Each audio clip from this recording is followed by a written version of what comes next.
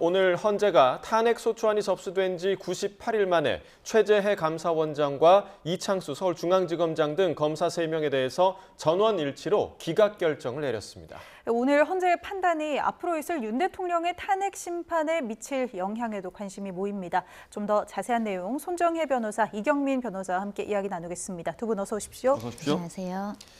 자, 오늘 먼저 결과가 나온 순서대로 좀 헌재 결정을 좀 짚어보도록 하겠습니다. 먼저 최재해 감사원장에 대한 탄핵 소추가 전원 일치로 기각이 됐습니다. 어느 정도 예상된 결과였다라는 게 대체적인 좀 평가인 것 같습니다. 그렇습니다. 감사원장에 대한 탄핵 심판도 초유의 최초의 사건인 만큼 감사원법에 따른 감사원장의 직무상의 어떤 의무나 이 정치적 중립성, 독립성에 대한 판단이 어떻게 나올 것인지 기대되는 사건이었고, 다만 이 정치적 중립성을 위반했다던가 감사원의 독립성을 침해하는 발언을 했다던가 이런 주장은 사실 구체적으로 좀 특정되기 어려운 측면이 있고, 특히 고위공직자가 파면에 이를 정도로 중대한 위반을 했다라고 인식이 되려고 한다면 이 법령 위반이나 명확한 헌법에 대한 근거 규정을 명확하게 위반한 사정들이 조금 나와야 됨에도 불구하고 다소 다툼의 여지가 있는 사실관계가 탄핵소추 사유로 거론되어 있었고, 그러다 보니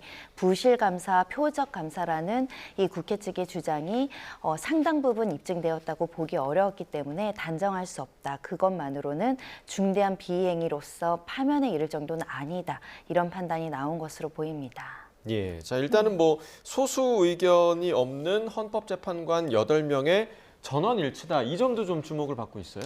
그렇습니다. 평의를 계속해서 이제 결론이 났을 것 같은데, 일단은 이런 부분들에 대한 내용을 좀 살펴봤을 때 어쨌든 파면으로 가기 위해서는 위법이라든지 위헌적인 행위가 있다라는 게 전제가 되고, 그렇다고 했을 때 그것 또한 이제 중대한 법 위반이어야 되거든요.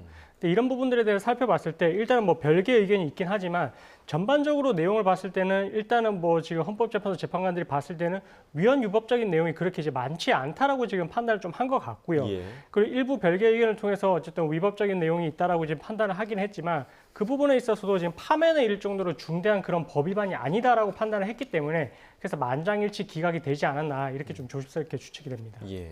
네, 이렇게 오늘 재판부가 이 결정을 내리면서 여러 쟁점에 대한 판단도 좀 내놨는데요. 조금 전에 이제 말씀을 좀 해주시긴 했지만 하나씩 조금 더 짚어보도록 하겠습니다. 탄핵소추 사유에 대해서 조금 정리해볼까요?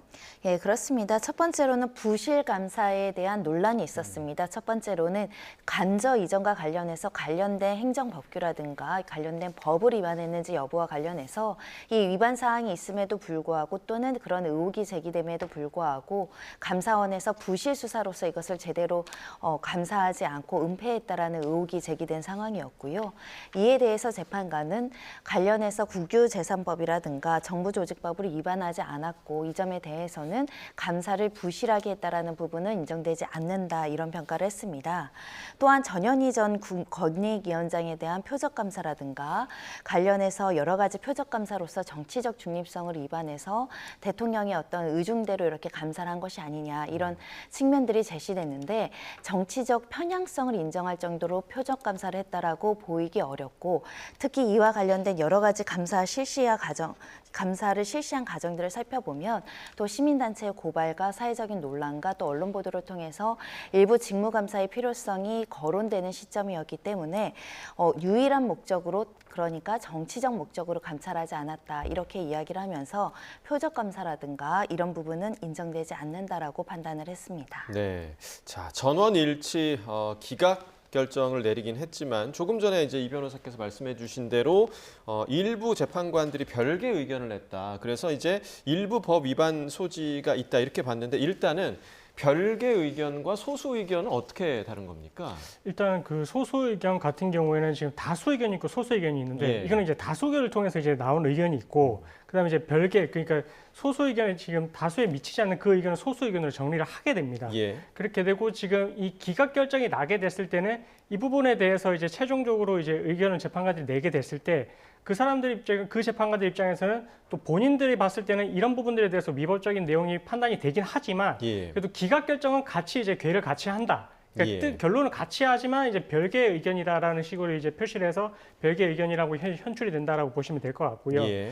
그래서 이 사건 같은 경우는 지금 이미선, 정정미, 정계선 재판관 3인이 이제 별개의 의견을 내게 됐는데 이 부분에 대해서 좀 간단하게 말씀을 드리면 네. 당시에 이제 그 어쨌든 피청구인 지금 최재해 감사원장 같은 경우에 시스템 변경을 통해서 주심위원회 열람 없이 감사 보고서를 시행을 했던 부분. 그 부분이 이제 국가공무원법에 위반을 했다 이렇게 예. 이제 판단을 한 것이고 그리고 국회위원회 현장 검증 시 그때 당시 회의록 열람을 거부를 했었습니다. 그래서 그 부분에 대해서도 당시 이제 국회 증언 감정법을 위반을 한 것이다 이렇게 봤고 그리고 무엇보다 조금 이제 이야기가 됐던 부분이 국무총리에게 이 공익감사 청구권을 부여를 하는 것이 훈령을 개정을 통해서 이제 부여를 한 부분이 헌법과 어쨌든 감사원법에 위반이 된다 이렇게 이제 판단을 하게 됐는데 결국 이 부분에 대해서는 세 가지가 이제 위법적이고 위헌적인 부분이라고 판단하기는 한 것은 맞지만 근데 그것이 이 파면에 이를 정도로 그렇게 이제 중대한 법 위반은 아니다라고 판단하고 이렇게 별개의 의견을 냈다라고 생각하시면 될 것 같습니다. 예.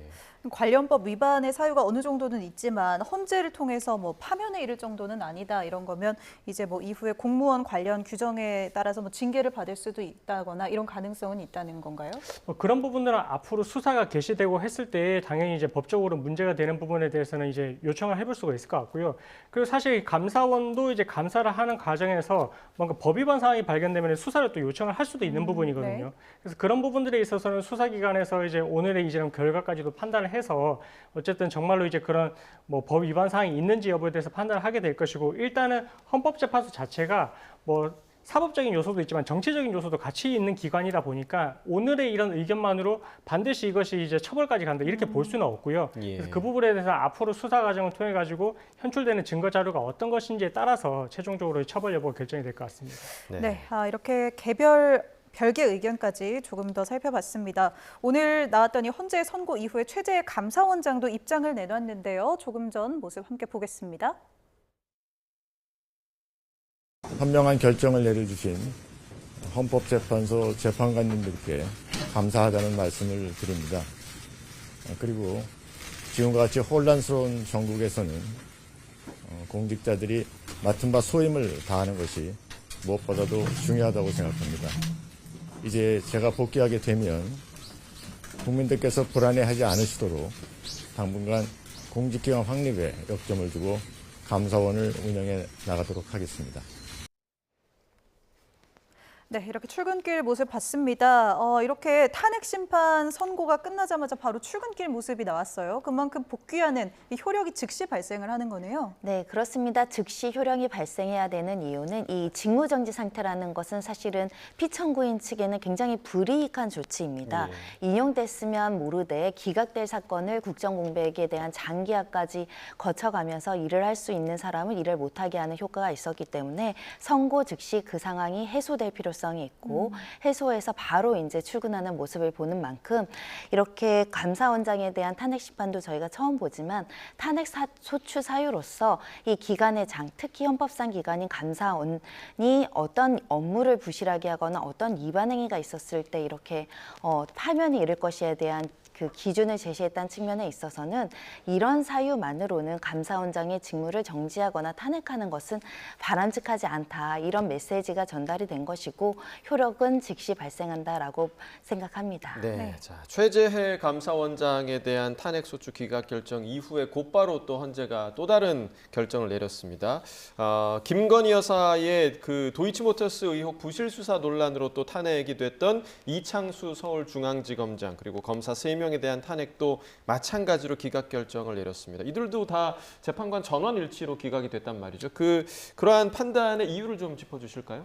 네, 아무래도 이제 이 사건 같은 경우에는 이제 그 김건희 여사에 대한 그 수사 내용에서 어쨌든 뭔가 이제 수사권 남용이 있었는지 그런 예. 부분들에 대해서 이제 집중적으로 좀 심리가 이루어졌고 추가적으로 이제 그 불기소 처분이 나고 나서 이 결과를 발표하는 과정에서 허위 사실을 공표한 게 아닌지 뭐 이런 부분들이 이제 같이 이제 문제가 됐었던 사안입니다. 예. 근데 이제 이 수사권 남용과 관련해서 이제 어쨌든 심리를 해봤을 때에는 이 김건희 여사에 대해서 당시 어쨌든 이전에도 이 대통령과 관련된 어쨌든 이런 뭐 수사를 하는 과정에 있어서는 경호의 안전은 또 이제 우리가 우려를 하지 않을 수가 없고 그런 과정에서 이제 경호처와 협의하에 제3의 장소에서 이렇게 이제 수사를 하는 부분에 있어서는 뭐 이런 부분이 반드시 뭐 수사권을 또 수사권의 범위를 일탈한 것으로 볼 수는 없다. 그래서 이런 부분들에 대해서는 이제 어쨌든 뭐 납득을 할 수 있다라는 취지로 이제 판단을 한 것이라고 보면 될 것 같고 예. 추가적으로 지금 이 불기소 처분을 할 당시에 이 수사심의위원회를 열지를 않았었습니다. 그래서 수사심의위원회를 열지를 않았던 부분에 대해서도 결국 이것은 이제 검찰의 재량을 부여를 해줬거든요. 검사 입장에서도 불기소 처분을 하는 데 있어서 어쨌든 본인이 독자적인 고유 권한을 가지고 이제 불기소 처분을 할 수가 있는데 그 처분을 하는 데 있어가지고 꼭 수사심의위원회를 열어야 되냐라고 하면 그건 또 재량에 속하는 사안이라서 그래서 재량권을 현저히 일탈하지는 않았다라고 이제 판단을 했다라고 보시면 될 것 같고 추가적으로 아까 전에 이제 이 불기소 처분이 나고 나서 이걸 이제 브리핑하는 과정에서 당시에 이제 도이치모터스 사건이 있었고 그리고 이제 그 코바나 컨텐츠 사건 관련해가지고 당시에 이제 압수수색 영장이 청구됐다가 기각이 됐는지 여부에 대해서 도이치모터스 사건에 대해서도 한꺼번에 좀 이렇게 이제 뭐 영장이 청구가 됐다가 기각이 됐다 이렇게 좀 해석이 될 수 있는 발언을 한 게 아니냐 이렇게 했었는데 근데 그 부분도 이제 당시에 뭐 이 브리핑 자체가 시간이 오래 진행이 됐었고 그래서 전체적인 취지에서는 이 도이치모터스 사건까지 이제 어쨌든 압수수색 영장이 청구됐다가 기각이 됐다 이렇게 해석이 되지는 않는다 이렇게 이제 판단을 하고 결국 이제 전원일치 기각이 됐다라고 보시면 될 것 같습니다. 네, 이렇게 결정이 나왔는데 또 결정문을 보면 뭐가 현저하지는 않다, 아니면 뭐 여지는 있지만 또 단정을 하기는 어렵다 이런 조금은 걸쳐 있는 듯한 표현들도 좀 보이는데요. 그래도 전원일치로 기각 판결이 나왔습니다. 애초부터 법적 근거가 좀 취약했다 이렇게 봐도 되는 건가요? 여러 차례 그런 점들은 지적이 됐습니다. 민주당이 탄핵 소추를 다수 이제 제기를 할 당시에 대부분은 기각될 것을 예상함에도 불구하고 정치적인 어떤 압박과 또는 민주당이 원하는 방향대로 이제 기관들이 일을 하지 않는 부분에 대한 어떻게 보면 정치적인 메시지를 전달하기 위해서 탄핵 소추한 것이 아니냐라는 측면에서는 다소 그 근거가 부족하거나 실체적인 규명이 어려운 사유를 가지고 탄핵 소추를 했다라는 비판이 따를 수밖에 없는 것이고요.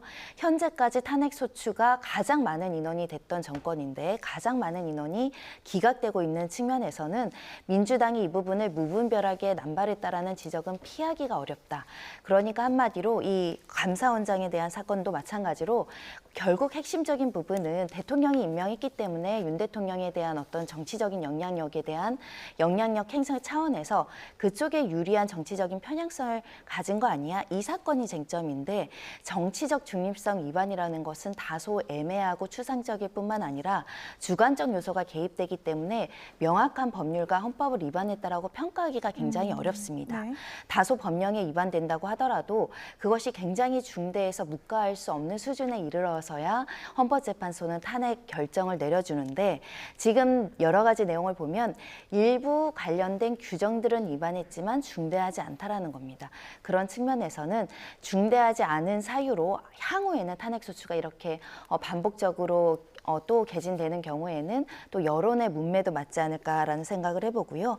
한마디로 공무원이 어떤 잘못을 했을 때 경징계 사유만으로 탄핵 소추하지 말고 정말 탄핵과 해임, 그러니까 해임에 이를 정도로 중한 죄를 저질렀을 때 그리고 그러한 직권남용이나 직무유기에 임할 정도로 굉장히 중대한 비행위가 있었을 때야 탄핵 결정이 나올 수 있다라는 것을 다시 한번 확인할 수 있을 것 같습니다. 네, 자 지금 뭐 네. 그래픽으로 보고 계시지만 이상민 전 행안부 장관을 비롯해서 뭐 이진숙 방통위원장 그리고 오늘 결정이 내려진 최재 감사원장과 또 검사 3명 모두 지금 한 8건 정도의 탄핵이 기각이 됐단 말이죠. 그러니까 현 정부가 들어선 뒤에 통과된 그런 탄핵 사건에 대해서 아직은 헌재가 인용한 사례가 없다. 이건 좀 뭘 시사하는 바일까요? 아무래도 이제 탄핵 자체가 파면이기 때문에 사실 이 파면을 하는 데 있어서도 정족수가 6인 이상의 찬성을 이제 요건으로 하고 있는데 예. 그만큼 이 정족수가 사실 높다라는 것입니다. 그만큼 엄격하게 판단을 해야 된다는 것이 이 탄핵에 있어서 이제 그런 입장인 것이고 그럼 그 이전에 이게 이 탄핵의 사유가 되는지 여부를 판단을 할 때에도 당연히 이제 여러 가지 요소를 주장을 할 테지만 이게 공직을 수행을 하는 과정에서 어느 정도 뭐 위법적인 요소가 있었다라고 할지라도 그것이 정말 파면에 이를 정도로 중대한지에 대해서는 사실 좀 신중하게 판단을 해봐야 되는 필요성이 있다라는 부분을 좀 시사를 하는 내용이고 예. 그래서 앞으로 이런 뭐 국정을 수행을 해 나가는 과정에 있어서도 뭐 당연히 이제 위법적인 그런 행동이 있어서는 안 되겠지만 설령 그 경계선상에 있는 행동이 있다 하더라도 그것이 과연 파면에 이를 정도의 중대한 법 위반인지는 앞으로도 조금 이제 신중하게 검토를 해서 탄핵안 소추를 하는 데 있어서도 조금 그런 입장을 해야 되지 않나. 좀 그런 부분들에 있어서 이제 헌법재판소에서 조금 경종을 울리는 그런 뭐 심판 결정이었다라고 보시면 될 것 같습니다. 네, 좀 경종을 울리는 결정이었다 이렇게 이야기를 해주셨는데요. 또 좀 궁금한 게 이 검사 3인에 대한 결정문을 보면요. 청구인이 소추 재량권을 일탈해서 탄핵 소추권을 남용했다고는 인정되지 않는다. 적어도 이 사건에 대해서는 뭐 그렇다 이런 판단을 했는데 사실 윤 대통령 측에서도 비상계엄 선포 배경 중에 하나로 야당이 뭐 탄핵 소추를 남발했다 이런 이야기를 했었잖아요. 이 부분은 결정문에 약간 의미가 좀 있는 거 아닐까요? 그렇습니다. 소추권 남용 주장이 이창수 지검장 사건에서 명시적으로 판단이 있었고 이창수 검사장은 소추권을 남용했기 때문에 각하돼야 된다. 부적합한 소추 행위다. 이런 주장을 했으나 헌법재판관들은 이렇게 판단을 했습니다. 일정한 부분 소추 사유에 대한 이 소명이 있었고 이런 부분에 있어서 이 행위에 대한 법적 책임을 추궁하거나 동종 위반 행위가 재발될 부분에 대한 예방적 조치로서 이런 소추의 필요성이 있고 이것은 헌법을 수호하기 위한 조치이고 가사 부수적으로 정치적인 목적이 일부 있다고 하더라도 소추권 남용에 해당하지 않는다. 이렇게 보고 있거든요. 즉 아까 제가 말씀드린 것처럼 민주당이 기각이 예상되는 탄핵 소추를 남발하는 행위는 정치적으로 비판이 대상이 되고 그와 관련한 정치적인 책임을 져야 된다라는 말씀을 했는데 이런 정치적인 책임을 진다고 하더라도 소추권 자체가 남용돼서 각하될 정도로 남용하진 않았다. 즉 사유가 아예 없던 건 아니다. 따져볼 만했고 일부는 위법한 행위도 인정이 됐고 일부는 다소 의문의 소지가 있었다는 점도 헌재 결정문에 명시적으로 이제 판단이 된 만큼 이 소추 사유가 전혀 없는데도 불구하고 오로지 정치적인 목적만으로 탄핵 소추가 이루어졌다고는 평가하기 어렵기 때문에 소추권 행사 자체는 남용되지 않았다는 게 이창수 지검장 결정문에 나와 있는 명시적인 표현입니다. 네, 네. 그러니까 이제 재판관들의 결정 자체는 기각이었지만 그 속에서 일부 의미를 좀 발견할 수 있는 부분이 분명히 좀 있었다라는 그런 분석을 해주셨고 오늘 그 헌재 선고 이후에 저희가 좀 앞서서 윤곽근 변호사의 입장도 봤지만 대통령실에서도 좀 입장을 냈거든요. 대통령실은 어떤 입장을 냈습니까? 그 대통령실에서는 이제 어쨌든 계속해서 이제 야당의 줄탄핵 때문에 국정 운영이 어려웠다라는 예, 취지로 예. 이제 이야기를 해왔었고 그리고 오늘의 이제 이 결정이 나오고 나서도 어쨌든 뭐 이 야당에 대해서 이런 경종을 울리는 그런 이제 헌재의 결정이었다 이런 입장을 밝혔거든요. 그래서 물론 이제 이것이 이제 소추권 남용에는 해당하지 않는다라고 판단을 하기는 했지만 어쨌든 계속해서 이제 탄핵이 이루어지게 되면 이 국정을 수행하는 데 있어서는 조금 이제 뭐 장애가 발생을 할 수 있는 부분은 이제 대통령실에서도 계속해서 입장을 피력을 해왔기 때문에 예. 조금은 이제 대통령실이 그동안 이제 주장을 해왔던 부분과 일치하는 그런 이제 결정은 맞긴 하지만 어쨌든 앞으로 이제 뭐 이 탄핵 소추와 관련해서는 계속해서 이제 이 법 위반이 사유가 중대한지 여부에 따라서 이제 결정이 될 수 있는 만큼 조금은 신중하게 접근을 해야 될 필요성이 있지 않을까 이렇게 좀 조심스럽게 판단이 되는 대목입니다. 네, 앞으로 이 남은 윤 대통령 탄핵 심판에 대한 이 헌재 판단을 엿볼 수 있는 단초가 될 수도 있기 때문에 오늘 사실 선고가 좀 더 관심을 받았던 건데요. 조금 전에도 여쭤봤지만 야당의 이 탄핵 소추권 남용까지는 아니다. 이런 판단이 오늘 결정문에 들어가 있었습니다. 이 부분을요, 윤 대통령 탄핵 심판 결정문에 좀 어느 정도 미리 보기 같은 거다. 뭐 이렇게 좀 이해도 될까요? 윤 대통령 사건이 이것보다 훨씬 더 중대할 뿐만 아니라 여러 가지 비상계엄과 관련한 쟁점이 다르기 때문에 정확하고 명시적으로 인용되기에는 사실 줄기가 좀 다른 측면이 있지만 탄핵 소추 남용권에 대한 주장은 일견 비슷한 취지로 판단이 나올 것으로 예상되는 상황이고요. 윤 대통령 측의 지금의 작금의 기각 판결이 좀 유리하게 작용할 요소라고 한다면 첫 번째로는 오늘도 윤곽근 변호사가 공식적으로 언론을 향해서 이 감사원장에 대한 탄핵 소추 행위 자체 때문에라도 행정기능의 마비가 우려가 돼서 비상계엄을 할 수밖에 없었다. 이렇게 이제 발언하는 만큼 비상계엄의 필요성과 상당성에 대해서는 이 관련해서 지검장 그러니까 수사기관의 장을 탄핵하고 감사 이렇게 국정의 어떤 감사 기능을 마비하고 이런 상황이었기 때문에 부득이하게 비상계엄이라는 비상조치를 실시할 수밖에 없었다는 이 목적의 정당성을 이제 뒷받침하는 정황으로 이제 이미 주장이 되어 있던 것만큼 이 부분도 고려해서 헌재가 판단할 것이다. 다만 이제 비상계엄의 어떤 목적과 관련해서 사실은 대통령 측에서는 뭐 부정선거라든가 다른 요소들 예산의 문제라든가 여러 가지를 주장을 했기 때문에 그 방대한 이유 중에 하나의 정도에 해당하고 이 탄핵이 기각되는가 인용되는가가 크게 직접적인 영향은 없는 사안이고 대통령 본래의 행위 그 자체로 법과 우리의 헌법에 따라서 판단을 받아야 되는 상황입니다. 네. 자, 어떻습니까? 오늘 뭐 헌재 결정이 비상계엄과는 뭐 직접적인 관련이 없는 두 사안이긴 했습니다만 오늘의 판단으로 좀 대통령 탄핵 심판에 대해서 좀 엿볼 수 있는 대목이 있다면 좀 어떤 지점이 좀 있었을까요? 뭐 아무래도 이제 대통령 측에서 이제 주장을 해왔던 게 계속해서 줄탄핵이 있었기 때문에 이렇게 이제 경고성 계엄을 했다라고 했는데, 근데 사실 이제 이 부분에 대해서 이제 소추권 남용이 아니다라는 판단을 한 부분을 보면 어쨌든 이게 이제 소추를 하는 이 내용에 있어서는 그럴만한 또 이제 이유도 있었다라는 부분에 또 이제 설치를 해준 거라고 또 해석이 될 부분도 있거든요. 예. 그래서 그렇기 때문에 뭐 이 부분이 윤 대통령 측 입장하고는 조금 이제 상반되는 그런 또 내용으로도 해석이 될 여지도 있고요.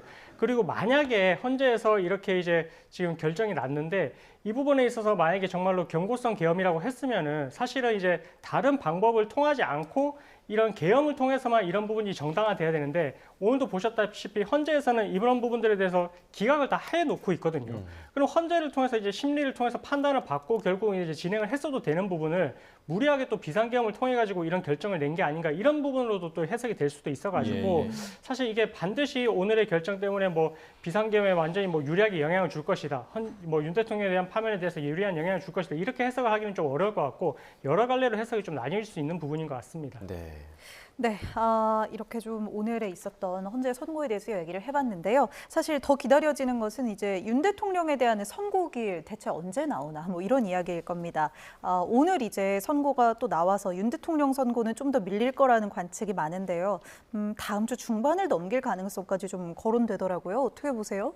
그렇습니다.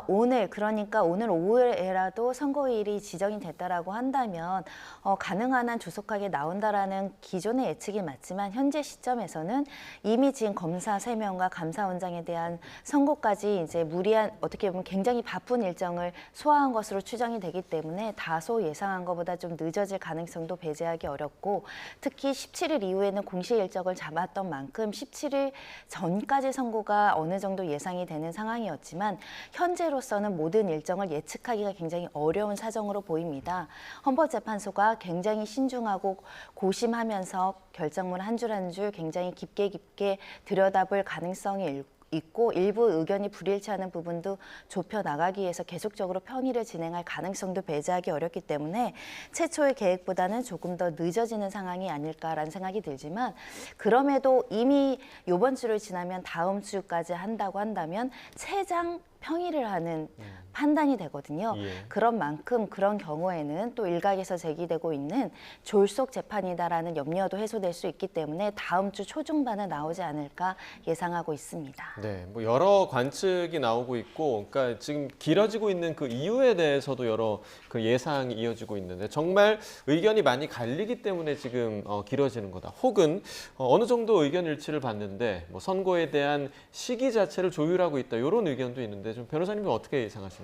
근데 뭐 사실 여러 가지 생각을 해볼 수는 있겠지만 일단은 뭐 지금 평의를 계속 이어가고 있는 그런 이제 모양새이기 때문에 일단 겉으로 봤을 때는 아직까지 이제 완전히 뭐 만장일치까지는 가지는 않은 게 아닌가 좀 예. 이렇게 이제 판단이 되긴 합니다. 어쨌든 큰 틀에서는 이게 뭐 결정을 냈다라고 하더라도 만장일치로 가야만 이게 그 이후의 결과에 대해서 좀 국정의 혼란 같은 것을 이제 좀 방어를 할 수가 있기 때문에 예. 그런 방지 측면에서 이제 어쨌든 계속해서 만장일치를 하려다 보니까 좀 시간이 더 오래 소요가 되는 것 같고요.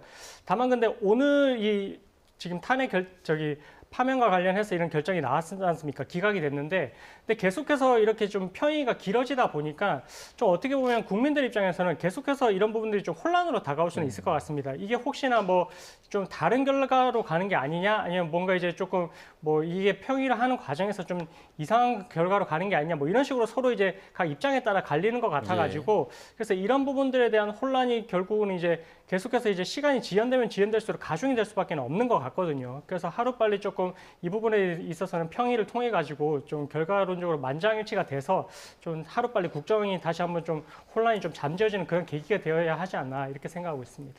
네, 아무래도 이 재판관들의 입장이 좀 만장일치가 돼야 말씀하신 것처럼 혼란이 줄어들 것 같은데 한 총리 탄핵 심판은 과연 윤 대통령 탄핵 심판보다 먼저 나올까요? 아니면 동시에 선고될까요? 이 부분도 좀 가능성 어떻게 보십니까? 예측하기가 어렵습니다. 최초의 그 계획대로 대통령이 가장 중요한 사건이기 때문에 가장 신속하게 판단을 할 것이다라는 결론이 지금 바뀌고 다른 사건들이 지금 먼저 선고되고 있는 상황이니까 먼저 될지 추후에 될지 또는 동시에 될지 모든 가능성을 열어놓고 판단을 해야 되는 것인데요. 이런 기준이 없다라는 겁니다. 즉 누구 먼저 어떤 사건 먼저 어떤 사건 먼저 결정문이 쓰여져서 언제 선고할지 여부는 철저하게 헌법재판관들이 서로 평의 결과로 도출해서 최종적인 결론을 내기 때문에 오늘은 이 사람 걸 먼저 선고할 정도로 의견이 일치됐지만 또 다른 변수가 발생하면 이게 바뀌기도 하거든요. 그런 만큼 언제 선고가 될지 좀 지켜봐야 될 것이지 않을까 생각이 드는데 다만 대통령 선고 이후에는 신속하게 국무총리의 어떤 그 직무 복귀는 판단해야 될 가능성이 매우 높습니다. 국정 공백에 대한 우려나 여러 가지 문제가 있기 때문에 그런 만큼 아주 지체되지 않은 시점에는 선고되지 않을까 합니다. 한덕수 총리 관련해서는 사실 이미 이제 윤 대통령 변론보다 더 이전의 변론이 종결이 됐고 그리고 변론 횟수도 많지 않았잖아요. 그런데 이제 왜 이렇게 늦게 선고를 하는 거냐라는 그런 좀 비판의 목소리도 있는데, 그러니까 그 시기를 조율할 가능성도 좀 있다고 보십니까? 한 가지 변수가 있었던 것이 피청구인 측에서는 신속한 재판을 통해서 이례 변론 기일로 종결해달라는 의견을 개진했지만 변론 종결 이후에 국회 측에서 국무회의 회의록과 관련해서 국무위원들의 수사 기록에 대한 인증 등본 송부 촉탁을 참고 자료로 제출하게끔 하는 절차가 이행됐었습니다. 그 자료를 이제 살펴보고 관련된 쟁점에 대해서 논의를 하는데 더 시간이 소요됐을 가능성을 배제하기 어렵다라고 말씀드릴 수 있고요. 특히 국무총리와 관련한 판단에 있어서 이 대통령과 판단에 굉장히 중요한 사실관계가 일치하거든요. 즉 국무회의의 적법성에 대해서 판단이 먼저 이루어져야 되다 보니 이 대통령이 앞서서 국무총리 거를 판단하면 그 판단의 결과가 대통령한테 그대로 옮겨가는 측면이 있어서 그러니까 예상 가능하다는 거죠. 그렇습니다. 그런 점에 있어서는 좀 재판부가 이 부분에 대해서 같은 쟁점이 포함되어 있기 때문에 고심하는 게 아닐까라는 생각도 들고요. 그럼에도 불구하고 대통령이 만약에 탄핵된다고 한다면 그래도 국정의 2인자인 총리가 나와서 일을 하는 것이 타당하고요. 그렇지 않는다고 하더라도 대통령이 탄핵이 기각이 돼서 업무 복귀가 된다고 하더라도 기존의 대통령이 나는 실질적으로 이 국정 운영과 관련해서는 명시적으로 하지 않고 임기 단축이나 이런 개헌하고 실질적인 일은 총리에게 이름하겠다는 의사표시를 했기 때문에 결론적으로는 총리와 대통령이 운명이 어떻게 보면 같이 가는 겁니다. 그래서 시기를 조정하는 건 아닐까라는 생각을 해봅니다. 네, 이렇게 한 총리 그리고 윤 대통령 둘의 선고가 예상보다 늦어지고 있는 가운데 어제 우원식 국회의장은 최상목 대통령 권한대행에게 마은혁 헌법재판관 후보자를 빨리 임명해달라 조속한 임명을 촉구했습니다. 지금 이제 14일째예요. 최 대행이 여전히 침묵을 이어가고 있는데 여기에도 어떤 좀 계산이나 분석이 있다고 보십니까? 사실 이 부분에 있어서는 아직까지 이제 집행력이 있는 결정은 아니거든요. 그래서 이게 위헌적인 행동, 그러니까 지금 재판관을 임명을 하지 않은 게 국회의 권한을 침해한 것은 맞지만, 근데 그렇다고 하더라도 언제까지 임명을 해야 된다 또 이런 이제 법적인 강제성은 두고는 있지는 않아가지고 다만 이제 이게는 위헌 위법적인 행동이 있기 때문에 이 부분에 대해서 직무유기로 고발을 할 수 있는 그런 이제 요건은 되는 것은 맞습니다. 하지만 이제 지금 최상목 권한대행 같은 경우에는 본인이 판단하에 있어서는 아직까지 시기를 좀 조절을 해야 된다라는 그런 판단이 있을 수도 있는 것이고, 그리고 이제 재판관을 임명을 하고 나서 이후에 이제 벌어질 일들에 대해서도 예상을 조금 해볼 수는 있을 것 같습니다. 그래서 그런 부분들에 대해서 계속해서 이제 조금 혼란 가능성이라든지 아니면 임명 이후에 벌어질 수 있는 그런 요소들을 좀 고려를 하다 보니까 좀 계속해서 조금 신중한 입장을 보이고 있는 것 같고요. 근데 그렇다 하더라도 만약에 이 마은혁 재판관을 임명을 한다 하더라도 사실 윤 대통령에 대한 이 심리는 지금 거의 결정이 다 나올 만큼의 지금 어쨌든 성숙도에 이르렀다고 볼 수는 있어가지고, 그래서 마은혁 재판관이 투입된 상태에서 다시 변론을 제기를 해서 할 가능성은 좀 없어 보이는 만큼 뭐 얼마 지나지 않아서 이 마은혁 재판관에 대해서는 뭐 임명하는 절차로 나아가지 않을까 이렇게 좀 조심스럽게 추측이 됩니다. 네, 이러한 이야기를 나누는 와중에 저희 이제 속보가 하나 들어왔는데요. 이사의 충실 의무 대상을 회사에서 주주로 넓히는 내용을 골자로 한 법안이 야당 주도로 국회 본회의를 조금 전에 통과했다라는 소식이 들어와 있습니다. 자, 해당 개정안에는요, 이사가 충실해야 하는 대상을 회사에서 회사나 주주로 넓히고요. 또 상장 회사의 전자주주총회 도입을 의무화하는 내용 등이 담겨 있습니다. 네, 여당은 이 개정안이 도입되면 기업 경쟁력이 훼손될 우려가 있다면서 당론으로 반대하고 최대행에게도 이 즉각 제2요구권, 거부권 행사를 요청하겠다는 방침을 밝혔고요. 민주당이 앞서서 지난달 27일에 본회의에서 처리하려고 했었는데 우원식 국회의장이 여야 협의를 이유로 상정을 보류했던 법안입니다. 조금 전 야당 주도로 국회 본회의를 통과했다는 소식 다시 한번 전해드립니다. 네, 상법 개정안이 국회 본회의를 통과를 했고요. 저희가 이제 어제 있었던 우원식 국회의장의 마은혁 헌법재판관 후보자 임명 촉구 관련 얘기를 했었는데 사실 왜 어제 갑자기 국회의장이 이런 얘기를 했느냐. 그러니까 대통령에 대한 탄핵 선고가 임박한 것으로 추정되는 이 시점에 헌법재판관의 추가 임명을 요구한 것, 어떤 의미를 도대체 담고 있을까라는 시점에 대한 의문도 좀 있거든요. 어떻게 보십니까? 일단은 뭐 추정할 수밖에 없는 것인데 예. 마은혁 헌법재판관을 임명함으로 인해서 이익이 되는 부분을 고려할 필요성이 있는 것 같습니다. 일단 이론의 여지 없이 이미 권한적인 심판에서 헌법상 의무가 있고 즉시 임명할 의무가 있는 사건이기 때문에 국회의장으로서는 또 국회가 소추했던 사건에 대해서 이 결론이 나온 부분에 대해서 이행을 촉구하는 헌법 질서를 수호하는 의지를 드러낸 부분들도 있다. 이렇게 해석할 여지가 있고요. 다만 이제 민주당 측에서는 마은혁 재판관이 한 명 더 임명됨으로 인해서 탄핵 소추 의결을 할 때 인용 가능성이 또 높아지는 측면이 있을 계산상 이익으로 이것을 촉구했을 가능성도 배제하기는 어렵다고 생각합니다. 다만 현재 시점에서는 오늘도 지켜보시지만 지검장, 검사, 감사원장 모두 마은혁 재판관이 합류되지 않은 상황에서 변론이 종결이 됐고 선고가 이루어지고 있다는 점에 있어서는 특별한 변수가 없다라고 한다면 이 마은혁 재판관을 임명을 해서 이 선고에 개입시키기보다는 지금 오늘 보는 선고처럼 별달리 변론 제기하지 않고 선고할 가능성이 여전히 많은 게 아닐까 생각합니다. 예. 네, 마은혁 헌법재판관 후보자 합류라는 변수와 관해서 좀 이야기를 해봤습니다. 다음 이야기로 좀 넘어가면요. 윤 대통령 구속 취소 이후에 사실 논란이 계속해서 커지고 있습니다. 조금 전에 뭐 대검의 발표가 있기도 했고요. 대검이 이제 어쨌든 기존 실무 입장을 또 유지하고 있으면서 뭐 즉시 항고를 포기하는 결정에 대해서는 변함이 없다 이런 이야기를 했는데 이 법원 판단 이후 현재까지의 상황 변호사님께서는 어떻게 좀 보십니까? 사실 뭐 조심스럽지만 표현을 드리자면 좀 너무나 이례적이고 좀 초유의 결과라고도 해석이 되는 것 같습니다. 왜냐하면 이 실무에서는 사실 이런 식으로 계산을 해오지 않았고 날로만 계산을 해왔기 때문에 예. 그동안의 관행과 너무나 다른 방법으로 앞으로는 이제 대비를 해야 되다 보니까 지금 구속되어 있는 사람들 같은 경우에도 그러면 왜 나 같은 경우에는 이때 시간으로 적용을 하지 않았어? 이런 문제도 이제 튀어나올 수 있는 것 같거든요. 예. 그래서 이런 부분들에 있어서는 관행하고 이 이후에 지금 달라지는 부분들에 대해서 좀 이게 납득이 가능한지 우리가 앞으로 이제 법 쪽에서도 이런 부분들에 대해서 적용을 시켰을 때 납득이 가능하고 이런 부분들에 대해서 맞춰가지고 과연 뭐 억울한 그런 피해자가 발생을 하는 것은 아닌지 뭐 이런 부분까지도 이제 발생할 수 있는 문제이기 때문에 계속해서 좀 진통이나 잡음이 이제 나오고 있는 것 같고요.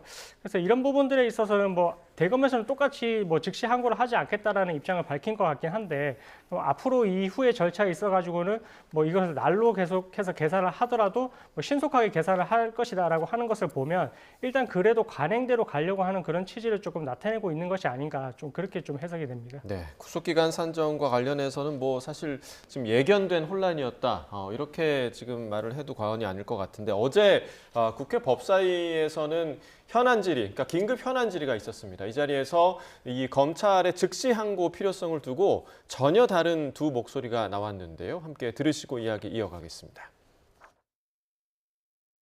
그 재판부의 결정에도 불구하고 일수로 계산하겠다라고 하고 있는 굉장히 혼란스러운 상황이 앞으로 좀 지속될 수밖에 없기 때문에 이 부분에 대해서는 즉시 항고를 통해서 상급심의 판단을 받는 것이 좀 필요하다라는 생각은 가지고 있습니다. 두 번째는 다투는 방법인데 다투는 방법에서 즉시 항고를 하지 않은 부분에 대해서는 즉시 항고를 하게 되면 약간 위헌적인 소지가 농후할 수 있기 때문에 이 본안에서 다툴 예정이라고 본안에서 뭘 생각합니다. 어떻게 자, 조금 전에 이제 들으셨던 김서구 법무부 장관 대행은 검찰이 즉시 항고를 하지 않은 게 위헌적 소지가 농후할 수 있기 때문이었다. 그러니까 지금 검찰의 입장 그리고 조금 전에 들으셨던 그 윤갑근 변호사가 언급한 것과 결을 좀 같이 하는 그런 입장이었는데 사실 지금 우리가 얘기하고 있는 게 이제 구속 취소에 대한 즉시 항고인데 그 이전에 뭐 구속 집행 정지 또 보석에 대한 즉시 항고는 위헌이라는 판단이 있었는데 이 구속 취소라는 거는 구속 취소에 대한 즉시 항고는 위헌 판단이 없었던 거잖아요.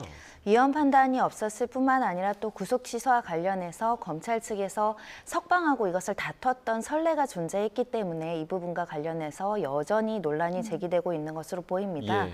다만 이 논란은 이미 오늘 대검에서 다시 검토했지만 우리는 즉시항고하지 않고 본안에서 다투기로 입장이 정리됐기 때문에 즉시하지 않는 것으로 이제 최종적으로 정리가 될 수밖에 없다. 다만 이것과 둘러싸서 이제 법원행정처장이 말한 것이 어떤 그 비판의 소지가 있는지를 한번 살펴볼 필요가 있는데요. 예.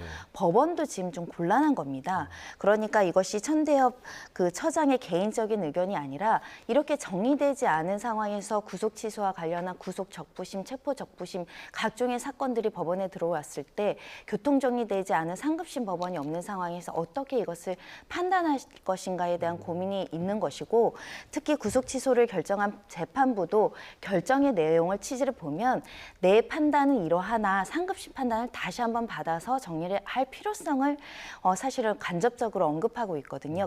즉 법원에서는 누구라도 이것을 불복할 수 없는 대법원의 최종적인 결정이 있기를 바라는 마음에서 이렇게 구속 취소 결정을 한 측면도 있을 겁니다. 그런 측면에서 이것을 즉시항고를 통해서 판단을 받는 것이 필요하다라는 의견이 개진된 거고 그럼에도 불구하고 즉시항고 여부는 검찰의 고유한 영역이고 누구라도 그것을 좌지우지할 수 없기 때문에 오늘 대검에서는 우리는 그럼에도 하지 않겠다, 본안 판단을 받겠다 이렇게 결정이 나온 상황입니다. 네, 저희가 조금 전에도 봤듯이 윤갑근 변호사도 법원 행정처장이 이런 취지로 답변을 하는 건 삼권 분립에 반한다, 정치 중립 위반이다, 뭐 이런 취지의 발언을 했잖아요. 그러니까 천 처장의 발언이 대법원의 입장이라고 볼 수 있기 때문에 이렇게 반발을 하는 건가요? 근데 그거는 사실 뭐 제가 이렇게 판단하기 조금 어려운 부분인 것 같고 그냥 본인의 일단은 그런 발언 내용을 봤을 때는 이 구속 취소에 대해서 즉시항고를 통해서 이제 뭔가 다시 한번 판단을 받아볼 기회가 있었는데 그걸 포기하고 이제 석방을 했다라는 부분이 지금 뭐 검찰 내부에서도 그렇고 법원 내부에서도 그렇고 말들이 계속 나오고 있는 것은 맞습니다. 예. 이것이 뭐 이게 수긍 가능한 그런 이제 결정이 아니다 보니까 계속해서 이런 혼란이 나오고 있는 것이고 그래서 이 부분에 있어가지고 즉시항고라는 절차를 거치지 않고 이렇게 이제 두게 되면 앞으로의 진행되는 그런 뭐 구속 사건에 있어서는 또 똑같은 이런 문제 제기가 계속해서 일어날 수도 있는 부분이거든요. 그러다 보니까 이제 법원 행정처장 입장에서도 뭐 즉시 항고를 통해 가지고 대법원의 결정까지 가봐야 되는 게 아니냐. 그래서 다시 한번 판단을 통해 가지고 이런 부분들에 대해서 어떻게 보면 좀 논의가 성숙돼서 그 이후에 적용되는 게 좀 맞는 것이 아니냐라는 취지로 이제 아마 발언을 했던 것으로 좀 추측이 되고요. 그래서 그런 부분에 있어서는 뭐 앞으로 이제 뭐 지금 대검에서는 똑같이 이제 뭐 그 즉시항고를 하지 않겠다라는 입장이다 보니까 앞으로 이런 과정에 있어서는 뭐 날로 적용을 하되 어쨌든 시간이 문제가 되는 그런 상황은 만들어지지 않도록 아마 실무에서는 조금 이제 구속 피의자 같은 경우는 좀 빠르게 처리를 하는 그런 이제 실무상 관행으로 바뀌어가지 않을까 좀 이렇게 판단되고 있습니다. 네, 그러니까 천대엽 법원행정처장의 발언에 대한 대검의 입장이 이제 조금 전에 나오기도 했었죠. 그러니까 입장에 변화가 없다라는 것이 이제 검찰 측의 입장이었는데, 자 오늘 오전 심우정 검찰총장 출근길에 기자들의 질문이 이어졌는데요. 어떤 대답을 했는지 한번 보도록 하겠습니다. 천대엽 처장이 어제 즉시항고를 해서 오늘은 특별히 드릴 말씀이 없고요. 자, 특별히 드릴 말씀이 없다. 사실 뭐 대통령의 구속 취소와 관련해서는 소신에 의해서 결정을 한 거다라는 입장을 밝힌 바가 있는데 어제 이제 천 처장의 발언과 관련해서는 아무런 답도 하지 않고 출근을 하는 그런 모습이었습니다. 그러니까 일단은 대검의 입장 우리는 입장에 변화가 없다. 어떻게 좀 봐야 합니까? 근데 굉장히 우려되는 측면이 있습니다. 한마디로 본안에서 이것을 판단을 받는다는 건데 우리가 예. 지금 서부지법 사건도 보지만 1심 판단이 나오더라도 원하는 결과가 아닌 사람들은 계속 다투고 있거든요. 그러다 보니까 상급심의 조속한 판단이 필요한데 대통령에 대한 본안 사건은 향후 수년간 재판이 계속될 겁니다. 예. 1심, 2심, 3심까지 갈 사건이고 그러면 최종적인 대법원의 어떤 판단이 나올 때까지 수년간을 시로할지 난로할지 혼선 상태라고 봐야 될 것 같고 만약에 검찰에서 이것을 법원의 어떤 구속 취소 결정의 취지대로 그럼 앞으로 피의자들에게 유리하게 시로합시다. 이렇게 정리를 했다고 한다면 사실 논란의 여지가 없을 텐데 여전히 난로 계산을 하라고 지시를 하면서도 시로 계산해서 취소한 결정에 대해서는 다투지 않음으로 인해서 이 관련된 이해관계인들까지 그러면 다른 사건에도 굉장히 영향을 미칠 가능성을 배제하기 어렵기 때문에 조속하게 이것을 교통정리할 수 있는 수단을 선택하지 않음으로 인해서 이 법질서의 혼란을 야기한 점에 대해서는 비판의 목소리가 나오는 것이고 설사 대통령에 대해서 즉시항고는 집행정지 효력이 있기 때문에 구속 상태가 장기화됨으로 인해서 이 리스크가 있을 수 있거든요. 나중에 최종적으로 구속 취소가 맞았다 그러면 불법 구금 상태가 될 여지가 있잖아요. 예. 근데 그거는 지금 현재 석방이 됐기 때문에 그런 리스크도 지금 없는 상황인데다가 즉시항고 이외에도 보통항고로 다툴 가능성도 있습니다. 보통항고는 본안 사건보다 훨씬 빨리 나올 겁니다.